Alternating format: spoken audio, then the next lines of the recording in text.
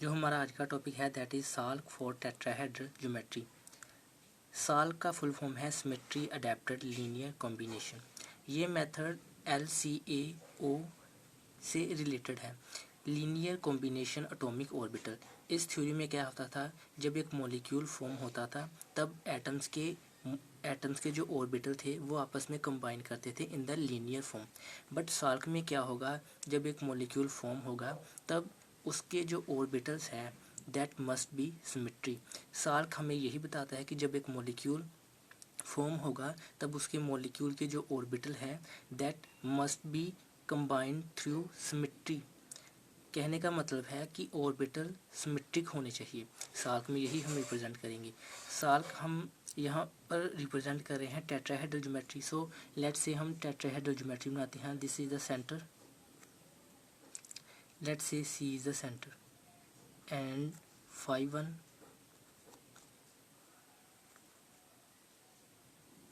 this is phi 2 and this is phi 3 and this is phi 4. We have this type of geometry. This is tetrahedral geometry. अब इस geometry पर हम सभी operation लगाएंगे। हमारे पास इसका जो पॉइंट ग्रुप है दैट इज़ टेट्राहेड्रल, और टेट्राहेड्रल का जो ऑर्डर है दैट इज़ 24। इसमें total 24 operation are carried out. So हम वन बाय वन डिस्कस करेंगे। अभी यहाँ पर हम देखेंगे कि जो ये हमारे पास जो ज्योमेट्री है इस पर हम ऑपरेशन कैरिड आउट करेंगे किसी एक पॉइंट को कंसिडर करके।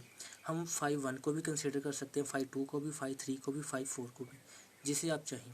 हम यहाँ पर phi 1 को कंसिडर करेंगे और यहाँ पर टोटल जितने भी ऑपरेशन हैं, सो टोटल 24 ऑपरेशन है। हम 24 के 24 ऑपरेशन कैरिड आउट करेंगे और देखेंगे कि phi 1 किस एटम से रिप्लेस होता है। जब हम ऑपरेशन कैरिड आउट करेंगे तब हम देखेंगे कि phi 1 किन एटमों से रिप्लेस होगा। सो सबसे पहले हम जो पहला ऑपरेशन कैरिड आउट करेंगे that is identity.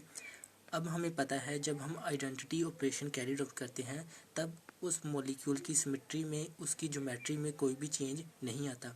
So phi 1 जो होगा वो अपनी पोजीशन पर ही रहेगा। सो हम कहेंगे जो phi 1 है उसने अपनी पोजीशन चेंज नहीं की।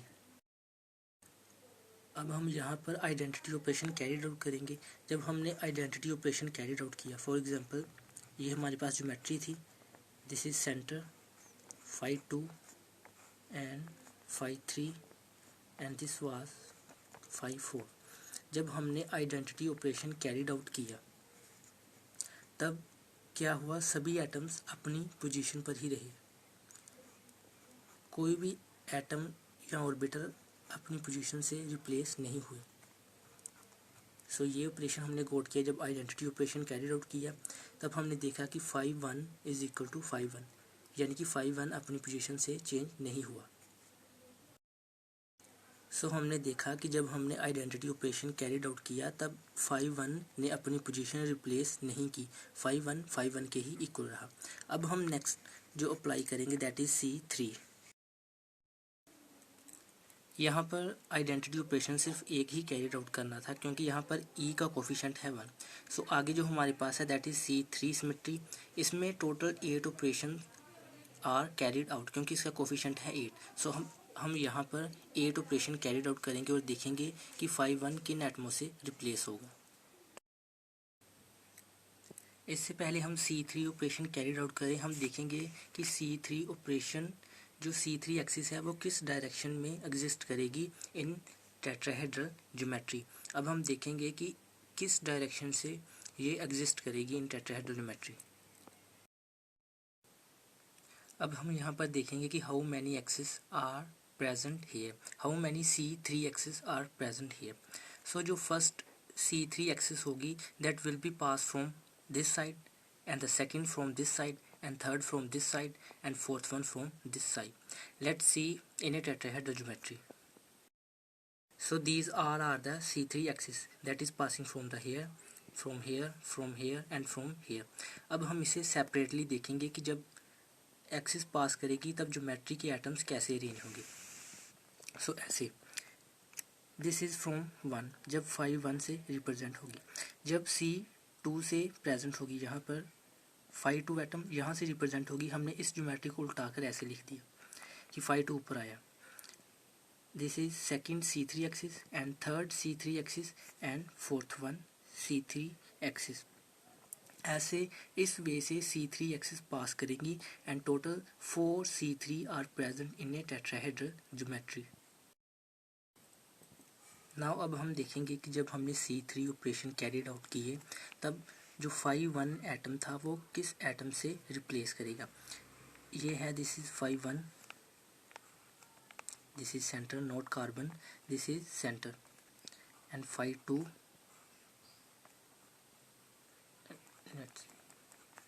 Dash bond and phi three. जब हमने C3 ऑपरेशन कैरिड आउट किया C3 and this is clockwise. जब हमने ये ऑपरेशन कैरिड आउट किया तब हमने देखा कि ये एटम्स आपस में रिप्लेस हो रहे हैं, बट ये एटम रिप्लेस नहीं होगा। तब क्या होगा, फाई वन अपनी पोजीशन पर ही रहेगा बट बाकी एटम पोजीशन चेंज करेंगे। हमने क्लॉकवाइज लिया ना, सो ये फाई फोर यहाँ पर आएगा, फाई फोर यहाँ पर आया एंड ये फाई थ्री यहाँ पर आएगा एंड ये फाई टू घूम कर यहाँ पर आ जाएगा। सो ये हमारे पास बना structure applying C3 from this side. तब हमने गेट किया कि फाई वन जो है वो चेंज नहीं हो रहा किसी और एटम से, बल्कि phi one is equal to phi one ही रहा। So this was clockwise. जब हम इसी एक्सिस को एंटी क्लॉकवाइज घुमाएंगे तब हम देखेंगे कि हमारे पास क्या होगा, क्या तब चेंज करेगा जब हमने अप्लाई किया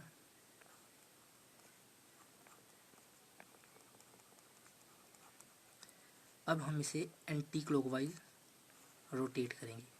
C3 एंटी क्लॉकवाइज, तब हमने देखा कि फाई वन अपनी पोजीशन पर ही रहा, उसने अपनी पोजीशन चेंज नहीं की बट बाकी एटम्स ने अपनी पोजीशन चेंज की। अब हमने ऐसे घुमाया, सो फाई फोर यहाँ पर आएगा, फाई थ्री यहाँ पर आएगा एंड फाई टू यहाँ पर आएगा। सो ये ज्योमेट्री हमने गेट की और हमने यहाँ पर देखा कि फाई वन जो है वो फाई वन ही रहा, उसने अपनी पोजीशन चेंज नहीं की। जब हमने C3 एक्सिस पास की फ्रॉम फाई वन, इस डायरेक्शन से जब हमने C3 एक्सिस पास की तब हमने देखा कि जो फाई वन है उसने अपनी पोजीशन चेंज नहीं की। जब हमने यहाँ से एक्सिस पास की फाई टू से, जब हमने इस डायरेक्शन से C3 पास की तब हमने देखा जब हमने इसे क्लॉकवाइज रोटेट किया फाई टू अपनी पोजीशन पर ही रहा, बट जो फाई वन था, जो फाई वन वाली पोजीशन थी वो रिप्रेजेंट की दूसरे एटम ने।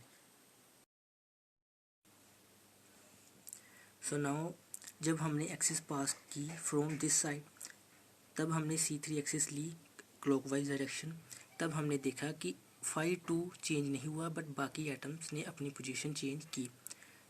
जो फाई थ्री था वो यहाँ पर आ गया एंड जो फाई फोर था वो यहाँ पर आ गया एंड फाई वन यहाँ पर आ गया।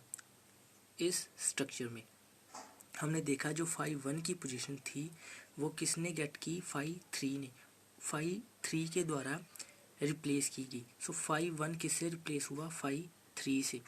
सो जब हमने इसी ज्योमेट्री को एंटी क्लॉकवाइज डायरेक्शन में रिमूव किया, रोटेट किया अप्लाइंग C3 एक्सिस, तब हमने देखा कि जो फाई वन की पोजीशन थी वो फाई फोर ने गेट की, फाई फोर ने रिप्लेस की इस डायरेक्शन में। जब हमने इसे ऐसे रोटेट किया इस डायरेक्शन से, सो फाई फोर यहाँ आया, फाई वन यहाँ आया एंड फाई थ्री यहाँ पर आ गया। सो ये देखिए phi four, phi three and phi four. So phi one किससे रिप्लेस हुआ, फाई फोर से।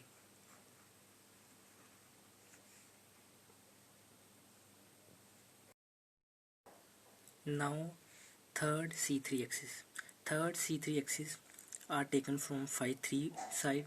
So जब हमने इस डायरेक्शन से C3 एक्सिस पास कराई और इसे C3 रोटेट किया क्लॉकवाइज डायरेक्शन, तब हमने देखा कि C3 जो हमारे पास 5 3 था इसने अपनी पोजीशन चेंज नहीं की, बट बाकी एटम्स ने अपनी पोजीशन चेंज की।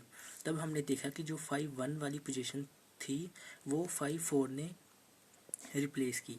सो जब हमने इसे क्लॉकवाइज डायरेक्शन में रोटेट किया तब हमने देखा कि जो 5 1 था वो यहाँ आ गया, 5 2 यहाँ आ गया एंड 5 4 यहाँ आ गया यहाँ पर। तब हमने देखा कि जो 5 1 वाली पोजीशन थी वो रिप्लेस हुई 5 4 से। सो हम कहेंगे कि 5 1 रिप्लेस हुआ 5 4 से। जब हमने इसी एक्सिस को, जिस डायरेक्शन से हमने C3 एक्सिस ली थी, वहाँ उसी डायरेक्शन को हमने एंटी क्लॉकवाइज डायरेक्शन में रिमूव किया, रोटेट किया। तब हमने यहाँ पर देखा इस डायरेक्शन में हमने इसको रोटेट किया, तब जो 5 1 वाली पोजीशन थी वो 5 2 ने रिप्लेस की। सो जब हमने इसे ऐसे रोटेट किया तब 5 1 यहाँ आ गया एंड 5 4 यहाँ आ गया एंड 5 2 घूमकर यहाँ आ गया एंड ऐसे हमने स्ट्रक्चर गेट की। तब हमने देखा जो 5 1 वाली पोजीशन थी वो 5 2 ने रिप्लेस की। जब हमने C3 इस डायरेक्शन से, C3 एक्सिस इस डायरेक्शन से पास कराई। Now the fourth axis C3 axis, fourth C3 axis that is passing from this side.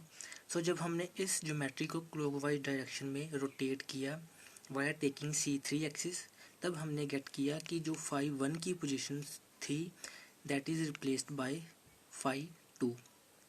So जब हमने इसे क्लॉकवाइज रोटेट किया इस डायरेक्शन में तब हमने देखा कि ये जो 5 1 था उसने रिप्लेस किया 5 3 को, 5 3 ने रिप्लेस किया 5 2 को एंड 5 2 ने रिप्लेस किया 5 1 को। इस डायरेक्शन से 5 2 यहाँ से यहाँ आया एंड 5 1 यहाँ एंड 5 3 यहाँ। सो हमने देखा कि जो 5 1 था दैट इज रिप्लेस्ड बाय 5 2। जब हमने इसी एक्सिस को, जो हमने एक्सिस C3 एक्सिस ली थी, इस डायरेक्शन से इसे एंटी क्लॉकवाइज डायरेक्शन में रोटेट किया, तब हमने गेट किया कि ये जो 5 1 वाली पोजीशन थी, जब हमने इसे ऐसे रोटेट किया एंटी क्लॉकवाइज, तब 5 1 ने रिप्लेस किया 5 1 को, 5 1 ने रिप्लेस किया 5 2 को, 5 2 ने रिप्लेस किया 5 3 को और हमने ये गेट किया। और हमने देखा कि ये जो 5 1 था 5 1 को रिप्लेस किया 5 3 ने इस डायरेक्शन से। जब हमने C3 एक्सिस अप्लाई की, all the C3 axis applied on the tetrahedral geometry, तब हमने गेट किया कि जो 5 1 एटम था उसकी पोजीशन इन एटम्स के द्वारा रिप्लेस हुई थी। सो हमने इन सभी को ऐड कर दिया और हमने गेट किया कि जो C3 थी तब वहाँ पर 5 1 की पोजीशन इन एटम्स के द्वारा चेंज हुई। जब हमने आइडेंटिटी ऑपरेशन किया था तब वहाँ पर 5 1 रिप्लेस हुआ था 5 1 से, यानी कि 5 1 ने अपनी पोजीशन चेंज नहीं की थी। जब हमने 8 C3 अप्लाई किए तब हमने गेट की operation this 2 5 1 2 5 2 and 2 5 3 and 2 5 4। Now अब हम अप्लाई करेंगे 3 C2 axis. Now we will carry out C2 axis in tetrahedral geometry. Total 3 C2s are present. So now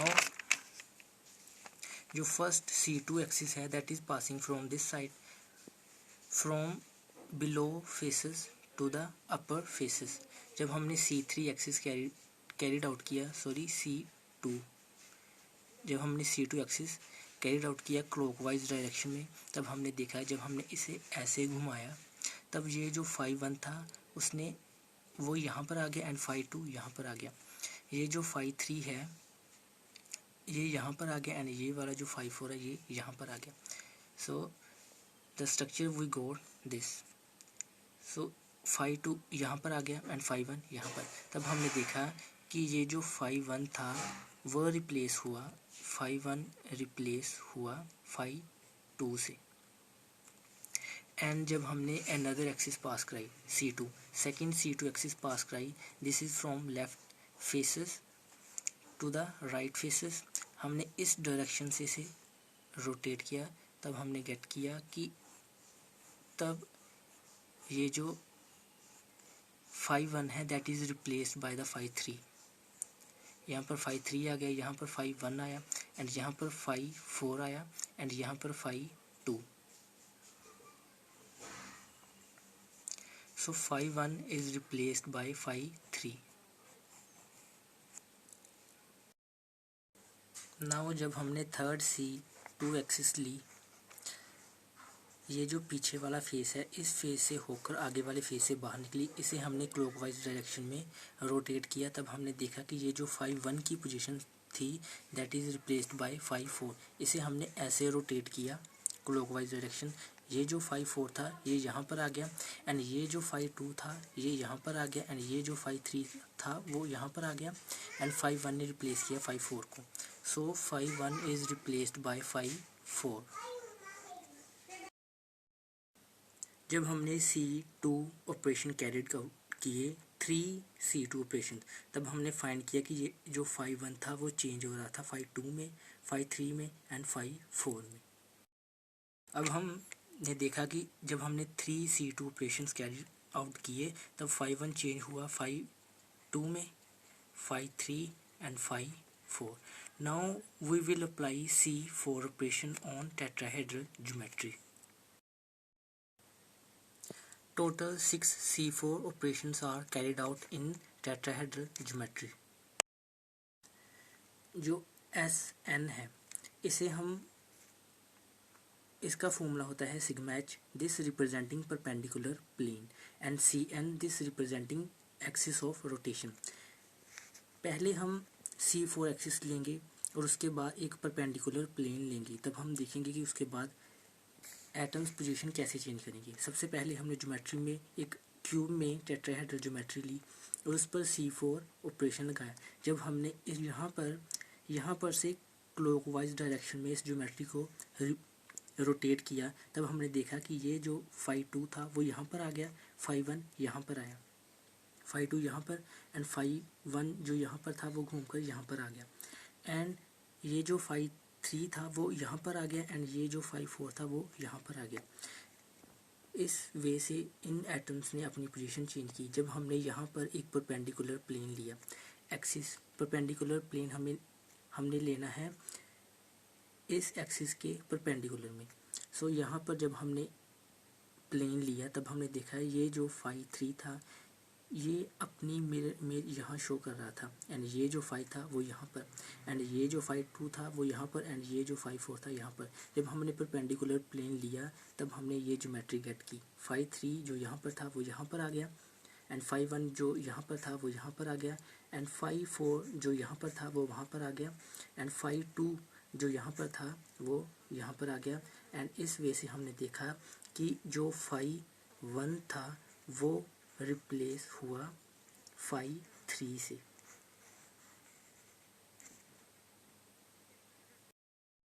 now we will rotate this geometry, this is similar like this, but इस geometry को अब हम anti clockwise direction में rotate करेंगे. जब हमने इसे rotate किया एंटी क्लॉकवाइज डायरेक्शन में, इस वे से रोटेट किया, तब हमने देखा कि phi 2 जो यहाँ पर था इसे C4 पर रोटेट किया. सो ये जो phi 2 था वो यहाँ पर आ गया, phi 1 यहाँ पर आया, phi 4 यहाँ पर आ गया, एंड phi 3 यहाँ पर आ गया. जब हमने इसे एंटी क्लॉकवाइज डायरेक्शन में रोटेट किया तब हमने देखा कि phi 2 यहाँ पर, phi 1 वहाँ यहाँ पर, एंड phi 3 यहाँ, एंड phi 4 यहाँ पर. जब हमने एक परपेंडिकुलर प्लेन लिया इस एक्सिस के परपेंडिकुलर में तब हमने देखा ये जो phi 4 था, जब हमने सिग्मा एच प्लेन यहाँ पर लगाया तब इस phi 4 यहाँ पर चला गया, इसका रिफ्लेक्शन यहाँ पर बना, एंड phi 2 यहाँ पर आ गया, एंड phi 3 जो यहाँ पर था वो यहाँ पर आ गया, एंड phi 1 जो यहाँ पर था वो यहाँ पर आ गया.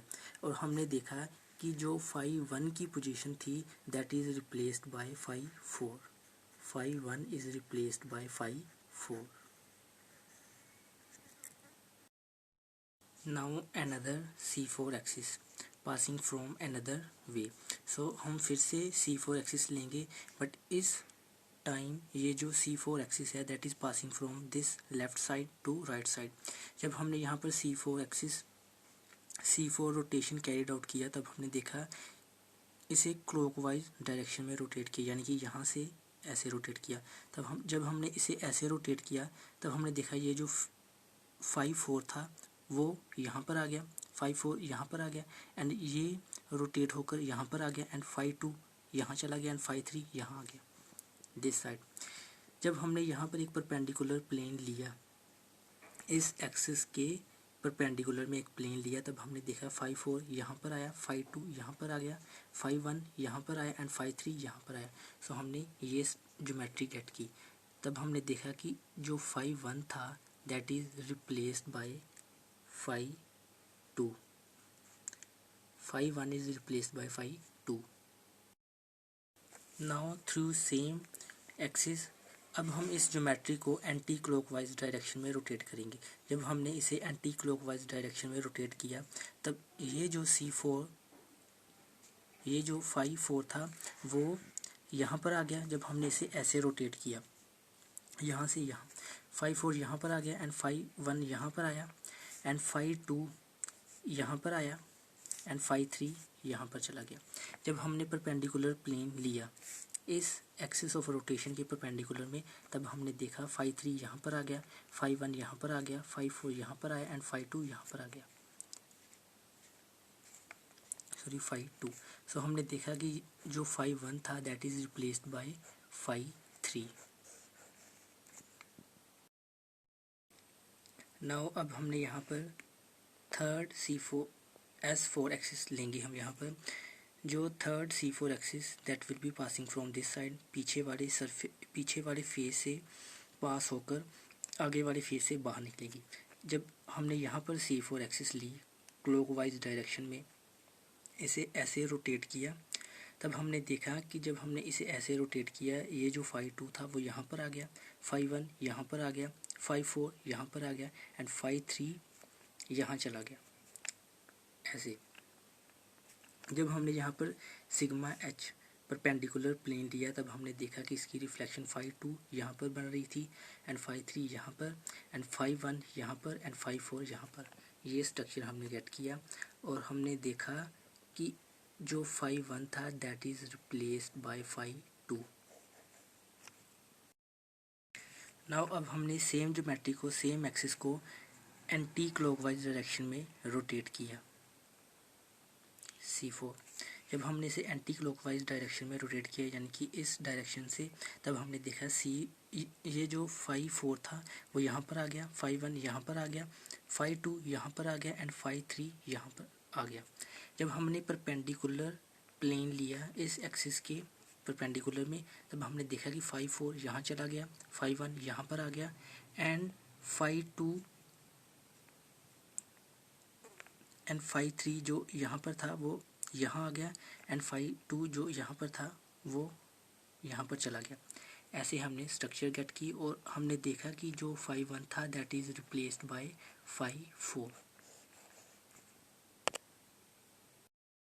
सो जब हमने ऑल ऑपरेशन कैरिड आउट किए, 6S4 ऑपरेशन कैरिड आउट किए, तब हमने देखा कि 5 1 चेंज हुआ, 5 3 5 4 5 2 5 2 5 3 5 4। सो जब हमने इसका सम अप किया, तब हमें ये ऑपरेशन मिले 2 5 2 2 5 3 एंड 2 5 4। नाउ जब हमने 6S4 ऑपरेशन कैरिड आउट किया, तब हमने फाइंड किया 2 5 2 2 5 3 एंड 2 5 4। अब हम इस स्ट्रक्चर में 6C sigma D operation carried out करेंगे। This is dihedral plane. Now अब हम 6 सिग्मा D अप्लाई करेंगे। Sigma D is dihedral plane, ऐसा प्लेन जो दो एक्सिस में लाई करे। जब हमने पहला प्लेन लिया इस ज्योमेट्री में, तब हमने देखा कि जो 5 1 था that is replaced by 5 4, 5 1 replacing by 5 4। And जब हमने सेकंड लिया, तब हमने देखा कि 5 1 is not replaced by any other atom, so 5 1 remain 5 1। जब हमने ये वाला प्लेन लिया, तब हमने देखा कि 5 1 आल्सो रिमेनिंग 5 1। जब सिग्मा D लिया, तब हमने देखा कि 5 1 रिप्लेसिंग बाय 5 3। जब हमने ऐसा प्लेन यहाँ से लिया, तब हमने देखा कि 5 1 रिप्लेसिंग 5 3। जब हमने ये वाला सिग्मा D प्लेन लिया, तब हमने देखा कि 5 1 रिप्लेसिंग बाय 5 2। जब हमने ये वाला प्लेन लिया, तब हमने देखा कि 5 1 is not replacing by any other element और एटम। जब हमने सिग्मा डी में 6 ऑपरेशन कैरिड आउट किया तब हमने देखा कि 5-1 चेंज हुआ, 5-4, 5-1, 5-1, 5-3, 5-2 एंड 5-1। सो जब हमने इसका सम अप किया तब हमने फाइंड किया 3-5-1 प्लस 5-2, 5-3 एंड 5-4। सो जब हमने 6 sigma D operation carried out किया तब हमने फाइंड किया 3-5-1, 5-2, 5-3 एंड 5-4। जब हमने sigma D operation carried out किया तब हमने फाइंड किया कि 5-1 चेंज हुआ, 5-1, 5-2 एंड 5-3, 5-4 में चेंज हुआ। Now we will find hybridization of the point group tetrahedral and जिसका फॉर्मूला होता है NRI is equal to 1/h. This is summation and xi, yi, zi. यहाँ पर xi रिप्रेजेंट कर रहा है reducible values को which is this 41002 and yi represents irreducible value that is lie inside this box and zi represents coefficient of the symmetry element. जैसे कि E का coefficient है 1, C3 का कोफिशिएंट है 8 एंड जो सिमेट्री एलिमेंट है इनका कोफिशिएंट होगा and H represents order of the point group and RI जो हमने यहाँ पर लिखा है that represent the molecular value. Now irreducible value को हम फाइंड करते हैं बाय गॉड थ्योरम एंड जो रिड्यूसिबल रिप्रेजेंटेशन की वैल्यूज़ हैं उसे हम डिफरेंट मेथड के द्वारा फाइंड करते हैं जैसे कि coordinate system, number of unshifted atoms method.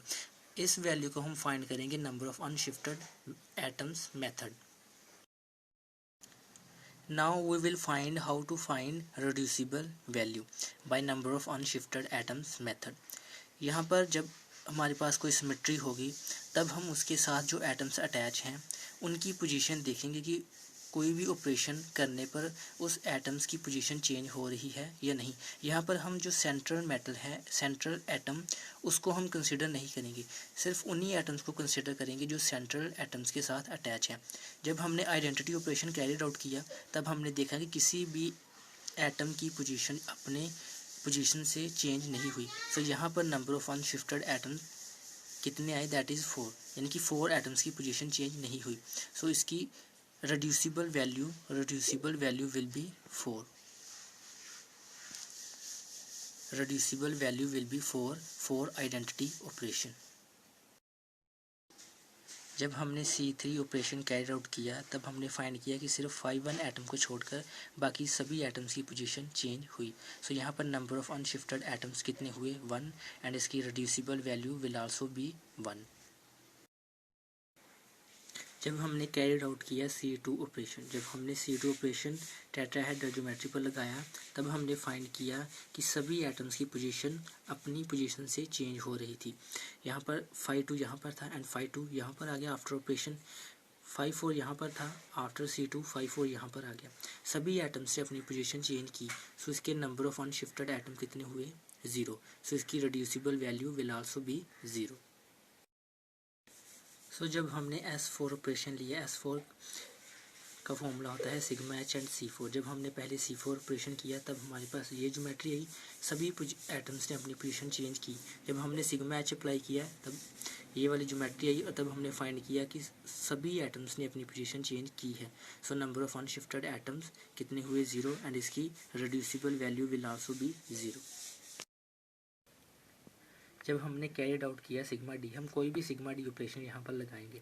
हमने यहाँ पर ये वाला सिग्मा डी प्लेन कंसीडर किया तब हमने फाइंड किया कि इन दो एटम्स की पोजीशन चेंज नहीं हुई बट इन दो एटम्स की पोजीशन चेंज हुई। सो यहाँ पर नंबर ऑफ अनशिफ्टेड एटम कितने हुए, 2, and reducible value also 2। So by applying number of unshifted atoms method हमने रिड्यूसिबल रिप्रेजेंटेशन की वैल्यू को फाइंड किया 41002 एंड अगर अब हम इसे फाइंड करेंगे हाइब्रिडाइजेशन। इस फॉर्मूले को हम इसे ओपन करके भी लिख सकते हैं ऐसे 1/h x1 y1 z1 x2 y2 z2 up to xi yi and zi। यहाँ पर h की वैल्यू है 24। This is for tetrahedral point group. Now we will apply this formula on all these values and find its hybridization. First we will apply this formula on this value a1. So now for A1 यहाँ पर h की value है that is 24. यहाँ पर xi is reducible representation and for this element it's reducible representation that is 4. So यहाँ पर हमने 4 put किया. And yi is irreducible value. So यहाँ पर इसके लिए इसकी इररिड्यूसिबल वैल्यू है 1. सो यहाँ पर हमने 1 पुट किया. Now for zi is the coefficient of symmetry element. So हम इस एलिमेंट के लिए फाइंड कर रहे हैं. सो इसका कोफिशिएंट है 1. सो यहाँ पर हमने 1 पुट किया. Now for this element, now first is xi that is reducible representation. So we have 1. So यहाँ पर हमने 1 पुट किया. Now yi is irreducible value. So for this element और इस मोलिकुलर सिंबल के लिए इसकी वैल्यू है 1. सो यहाँ पर हमने 1 पुट किया. And zi this is the coefficient of the symmetry element. So हम इस एलिमेंट के लिए फाइंड कर रहे हैं. सो इसका जो कोफिशिएंट है दैट इज़ 8. सो हमने यहाँ पर 8 पुट किया. सो सिमिलरली हम इन सभी सिमेट्री एलिमेंट्स के लिए ऑपरेशन कैरिड आउट करेंगे. सो यहाँ पर यहाँ पर इस एलिमेंट के लिए जब हम फाइंड करेंगे सो इसका रिड्यूसिबल रिप्रेजेंटेशन है दैट इज़ 0.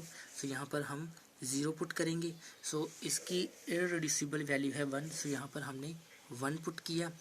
एंड इसका कोफिशिएंट है 3. सो यहाँ पर हमने 3 पुट किया. Now for next symmetry element. So यहाँ पर इसका जो रिड्यूसिबल वैल्यू है दैट इज़ 0. सो हमने 0 पुट किया. एंड जो इसका इररिड्यूसिबल वैल्यू है दैट इज़ 1. सो हमने यहाँ पर 1 पुट किया. एंड इसका कोफिशिएंट है 6. सो हमने 6 पुट किया. एंड नाउ फॉर दिस इसका जो रिड्यूसिबल रिप्रेजेंटेशन की वैल्यू है दैट इज़ 2. सो यहाँ पर हमने 2 पुट किया. एंड इसकी जो इररिड्यूसिबल वैल्यू है दैट इज़ 1. सो यहाँ पर हमने 1 पुट किया. एंड इसका कोफिशिएंट है 6. सो यहाँ पर हमने 6 पुट किया.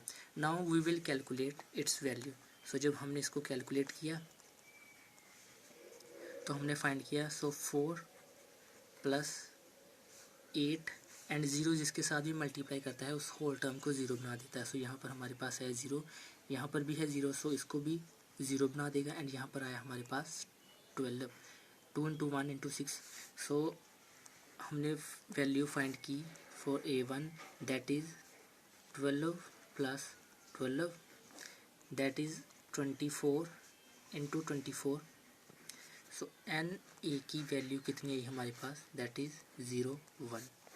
सो this is for NA1. So similarly first हमने फाइंड किया है A1 के लिए, फिर हम फाइंड करेंगे A2 के लिए, फिर हम फाइंड करेंगे E के लिए, फिर हम फाइंड करेंगे T1 के लिए एंड T2 के लिए. एंड फिर उन सभी टर्म्स को हम ऐड करेंगे that will be its hybridization. Now for A2 H की हमारे पास वैल्यू है that is 24. Now reducible representation value. So यहाँ पर अब हम फाइंड कर रहे हैं A2 के लिए. इसके लिए सो हम पहले एलिमेंट के लिए फाइंड करेंगे. यहाँ पर रिड्यूसिबल वैल्यू है दैट इज़ 4. सो यहाँ पर हम पुट करेंगे 4. Now yi that is the irreducible value. So for this इस सिमेट्री एलिमेंट के लिए इसकी हम A2 के लिए फाइंड कर रहे हैं. सो यहाँ पर इसकी इररिड्यूसिबल वैल्यू होगी 1. सो यहाँ पर हम पुट करेंगे 1. And now the third zi that is the coefficient of this element and coefficient of this element is 1. so यहाँ पर हम 1 पुट करेंगे. now for the other symmetry element for this, so यहाँ पर इसकी reducible value है that is 1. so यहाँ पर हम 1 पुट करेंगे. and irreducible value for this 8C3 हम A2 के लिए फाइंड कर रहे हैं. so यहाँ पर इसकी वैल्यू है that is 1. so यहाँ पर हम पुट करेंगे 1. And the third one is zi. This is the coefficient. So इसका कोफिशिएंट है 8. सो यहाँ पर हम 8 फाइंड करेंगे. सो अगली जो हमारे पास टर्म है दैट इज़ रिड्यूसिबल टर्म्स. इस ऑपरेशन के लिए फाइंड करेंगे. सो इस यहाँ पर आएगा 0. सो 0 पूरी टर्म्स को 0 बना देगा. सो यहाँ पर हम लिखेंगे 0. The next reducible representation also for this symmetry element also 0. So ये आल्सो सभी टर्म्स को 0 बना देगा. एंड द थर्ड इस एलिमेंट के लिए जब हम फाइंड करेंगे इसकी reducible representation that is 2. And इसकी irreducible representation that is -1. For this इसके लिए irreducible value that is -1. So यहाँ पर हम -1 पुट करेंगे. एंड इसका कोफिशिएंट है 6. सो यहाँ पर हमने 6 पुट किया. नाउ अब हम इसकी वैल्यू फाइंड करेंगे. जब हमने इसको कैलकुलेट किया तब हमने फाइंड किया दैट इज़ 4 8 एंड आगे 0 0 एंड यहाँ पर क्या आया 12 and now 2 4 that is 12 minus 12 यानी कि whole term is equal to 0। So हमारे पास Na2 के लिए वैल्यू कितनी आई दैट इज़ 0। नाउ इसी वे से हम सभी वैल्यूज़ फाइंड करेंगे और जब हम Ne के लिए फाइंड करेंगे तब हमारे पास इसकी वैल्यू आएगी 0 एंड Nt1 के लिए फाइंड करेंगे तो 0 आएगी। Nt2 के लिए फाइंड करेंगे तब हमारे पास वैल्यू आएगी 1। Nt2 is equal to 1। So hybridisation will be equal to जितनी भी हमारे पास वैल्यू है जो हमारे पास आई हम उसको मल्टीप्लाई करेंगे। जैसे हमारे पास Na1 के लिए वैल्यू आई थी 1 तो हम A1 को मल्टीप्लाई करेंगे 1 से एंड A2 की वैल्यू आई थी हमारे पास 0 सो हम A2 को 0 से मल्टीप्लाई करेंगे एंड E की वैल्यू हमारे पास आई थी 0 सो हम इसको 0 से मल्टीप्लाई करेंगे एंड T1 की वैल्यू हमारे पास आई थी 1 सो हम 1 के 0 के साथ मल्टीप्लाई करेंगे एंड T2 की वैल्यू आई थी हमारे पास 1 सो हम इसे 1 के साथ मल्टीप्लाई करेंगे एंड इसकी hybridization will be its sum. So हमारे पास वैल्यू आई 1 plus T2 so this is the hybridization. So हमारे पास हाइब्रिडाइजेशन की जो वैल्यू आई that is A1 and plus T2। So हम इसी पर जो हमारे ऑपरेशंस हमने कैरिड आउट किए उनको मल्टीप्लाई करेंगे। हमने हाइब्रिडाइजेशन की वैल्यूज फाइंड की A1 प्लस T2। अब हम जो साल्क फाइंड करेंगे वो इन्हीं दोनों ऑर्बिटल्स का साल्क फाइंड करेंगे। साल्क फाइंड करने के लिए हम एक फॉर्मूला यूज़ करते हैं that is projector operator method. यहाँ पर phi i represents molecular orbitals और अब यहाँ पर जो this is summation and phi i y i. Phi i represents basis set and y i represents irreducible values. Phi i जो हमने यहाँ पर वैल्यूज फाइंड की थी this, so this is the basis set of the symmetry elements जो हमने find किए थे। अगर हम इस फॉर्मूले को ओपन करके लिखें so that will B this. यहाँ पर जो मैंने आई लिखा है that represents number of symmetry operations यहाँ पर। अब हम फाइंड करेंगे फाई ए का साल्क। उसके लिए हम पहले जो हमारे पास था आइडेंटिटी ऑपरेशन के लिए जो हमारे पास बेसिस सेट था दैट इज़ फाई 1। सो यहाँ पर हम फाई 1 लिखेंगे और उसके साथ था y i. So this is y i जो उसकी इररेड्यूसिबल रिप्रेजेंटेशन थी। यहाँ पर हम ए के लिए फाइंड कर रहे हैं सो इसके लिए इसकी इररेड्यूसिबल रिप्रेजेंटेशन है 1। सो यहाँ पर हम 1 लिखेंगे मल्टीप्लिकेशन में प्लस। नाउ ये था आइडेंटिटी ऑपरेशन के लिए। अब हम फाइंड करेंगे यहाँ पर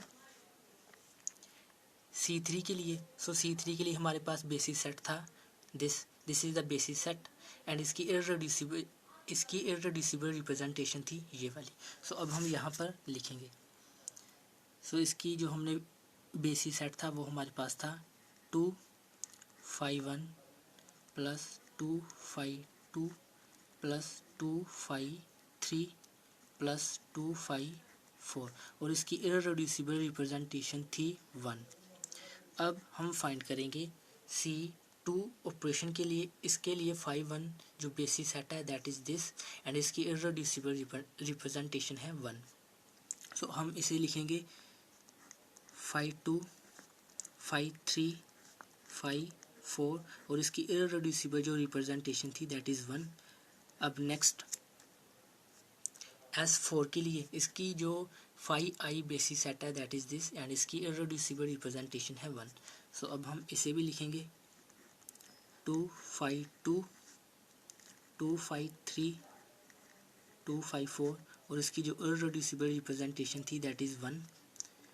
अब इसके लिए सिग्मा डी के लिए ऑपरेशन जो कि बेसिस सेट इसका था ये वाला एंड इसकी इररेड्यूसिबल रिप्रेजेंटेशन थी ये। अब हम इसे मल्टीप्लाई करेंगे so that is 3 1 phi 1 phi 2 phi 3 and phi 4 और इसकी इररेड्यूसिबल रिप्रेजेंटेशन थी 1। तो अब हम क्या करेंगे इनको सम अप करेंगे। पहले जो जिसके साथ मल्टीप्लाई होता है उसको मल्टीप्लाई करेंगे एंड सम अप करेंगे। सो 5 1 यहाँ पर 5 1 आ गया एंड इसने इसके साथ मल्टीप्लाई किया, सेम रहा। सो 2 5 1 2 5 2 2 5 3 एंड 2 5 4 हमारे पास ये वैल्यू आई थी। तब देन अब हमने क्या किया, इन सभी वैल्यू को आपस में ऐड कर लिया। सो 5 1 दिस 1 एंड 3 एंड 3 6। सो हमारे पास क्या आया 6 5 1। Now 2 this is 2 2 and 3 3 and 2 5 and this 6 5 2। अब 3 के लिए 2 and 3 and 3 2 5 and 6। Similarly for 5 4 2 and 3 and 5 and 6। सो हमारे पास ये सॉल्व कर। सो अब हमने 6 कॉमन लिया, 5 1 5 2 5 3 एंड 5 4। अब हम इस पर अप्लाई करेंगे नॉर्मलाइजेशन। यहाँ पर अब हम अप्लाई करेंगे नॉर्मलाइजेशन। इसका फॉर्मूला होता है जो ऊपर टर्म्स लिखी है ये वाली, इसे हम ऐसे ही लिखेंगे 5 1 एंड 5 2 5 3 एंड 5 4। और इनका जो कोफिशिएंट है उनका हम स्केयर लेंगे। इसका कोफिशिएंट है 1, सो 1 का स्केयर प्लस इसका जो कोफिशिएंट है दैट इज़ 1, इसका स्केयर, इसका जो कोफिशिएंट है उसका स्केयर एंड इसका जो कोफिशिएंट है उसका स्केयर एंड इन इसका होल रूट लेंगे। और हमारे पास क्या आएगा 5 1 5 2 5 3 एंड 5 4। और जब हम इसका सम अप करेंगे तो हमारे पास आएगा 4। और 4 का रूट होता है 2 प्लस 5 2 एंड 5 3 प्लस 5 4। सो ये है हमारा A1 का SALC, that is 5 1 plus 5 2 5 3 plus 5 4। A which is one dimensional, जो हमारा ए है that is one dimensional, so इसकी एक ही वैल्यू एग्जिस्ट करेगी that is this. Now we will find the SALC for T2 orbital. इसके लिए जो हमारे पास बेसिस सेट था फर्स्ट, दैट इज़ यहाँ पर जो हमारे पास बेसिस सेट है that is this for identity. इसके लिए बेसिस सेट है 1, सो यहाँ पर हम लिखेंगे 1। और जो इसकी इररेड्यूसिबल रिप्रेजेंटेशन है, यहाँ पर इसकी इररेड्यूसिबल रिप्रेजेंटेशन क्या है that is for we are finding for T2। So इसके लिए इसकी इररेड्यूसिबल रिप्रेजेंटेशन है 3, सो यहाँ पर हम 3 लिखेंगे। And now for another symmetry element, इसके लिए इसका बेसिस सेट है दिस एंड इसकी जो इररेड्यूसिबल रिप्रेजेंटेशन है दैट इज़ 0। सो अगर हम इसे इसके साथ मल्टीप्लाई करेंगे तो सो ये सबको 0 बना देगा। यहाँ पर इसकी जो हमारे पास सेट था दैट इज़ 5 1 2 5 2 एंड 2 5 3 एंड 2 5 4, इसके साथ 0 मल्टीप्लाई करा। सो इस पूरी टर्म को ये 0 बना देगा। And now third one that is this. अब हम इसे लिखेंगे यहाँ पर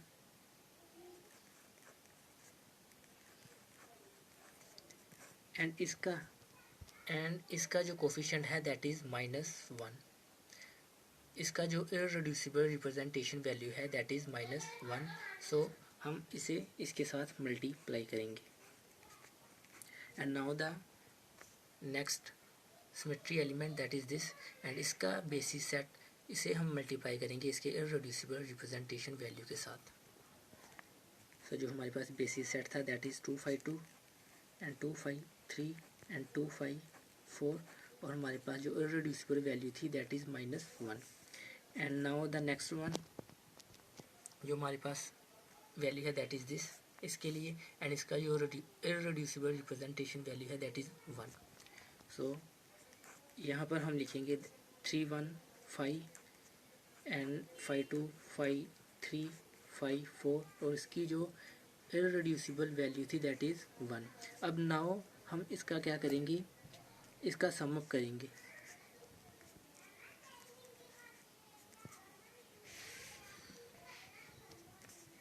अब हम इसको इसके साथ मल्टीप्लाई करेंगे, इसके साथ, एंड नाउ हमारे पास क्या आया 3 5 1। ये वाला ज़ीरो इस पूरी टर्म को ज़ीरो बना देगा, एंड ये इसको -1 में कन्वर्ट करेगा, दैट इज़ 5 2 -5 3 एंड -4। ये वाला माइनस जब इसके साथ मल्टीप्लाई करेगा इसको भी माइनस में कन्वर्ट कर देगा। सो हमारे पास क्या आएगा 2 5 2 एंड 2 5 3 एंड 2 5 4 आएगा, एंड 1 इसके साथ मल्टीप्लाई करेगा तो हमारे पास क्या आएगा 3 5 1 5 2 5 3 एंड 5 4। जब हम इसे ऐड करेंगे तब हमारे पास आएगा 3 5 1 एंड 3 5 1। जब हम इसे ऐड करेंगे that will B 6 5 1। So 5 2 and this 5 2, ये वाला 5 2 एंड ये वाला 5 2, दिस इज प्लस माइनस आपस में कैंसिल हो गए और ये 5 2 बचेगा। सो इसे हम ऐसे ही लिखेंगे -2 5 2 5 3 एंड ये वाला 5 3 इसके साथ कैंसिल होगा, एंड हमारे पास जो बचा that is this -2 5 3 and 5 4 and 5 4, ये आपस में कैंसिल होगी और हमारे पास बचेगा -2 5 4। सो हमारे पास जो वैल्यू आई that is 5 1। So this is 2 5 2 and 2 5 3 and 2 5 4। अब नाउ हम इसका आफ्टर नॉर्मलाइजेशन, इसका हम नॉर्मलाइजेशन करेंगे। So that will B 5t2। पहले हम क्या करेंगे, यहाँ से यहाँ पर जो कॉमन है उसको हम कॉमन करेंगे, 2 कॉमन है। सो यहाँ पर आया 3 5 1 -5 2 -5 3 एंड -4। नाउ अब हम यहाँ पर नॉर्मलाइजेशन अप्लाई करेंगे। नॉर्मलाइजेशन 5 2 हमारे पास क्या होगा, इस टर्म को हम ऐसे ही लिखेंगे 3 5 1 -5 2 एंड -5 3 एंड 4। नाउ जो नीचे टर्म आएगी that will be whole root, इसका कोफिशिएंट का स्केयर एंड इस कोफिशिएंट का स्केयर, इस कोफिशिएंट का स्केयर, इस कोफिशिएंट का स्केयर। सो इसकी वैल्यू ऐसे होगी 3 5 1 -5 2 एंड 5 3 5 4। जब हम इसका सम अप करेंगे दैट विल बी 12, और 12 का रूट होता है 3 2 and 3 5 1 -5 2 -5 3 and 5 4. So this is the solve for phi 2 for T2 orbitals, and we know that T2 is a three-dimensional value, so it have three values, and the solve for T2 that is this, and we know T2 is a three-dimensional, so T2 has three values, that is this. अब हम इसका normalisation करेंगे इन तीनों values का, and after normalization of these values we will get these value. And the solve for A1 that we have got this, and solve for T2 as T2 has three dimensions, so it has three values, and this is the three dimensional values and its solve T2 and phi T2 2 and phi T2 3. So T2 has three value and this is its solve, and this is whole all about solve for tetrahedral geometry.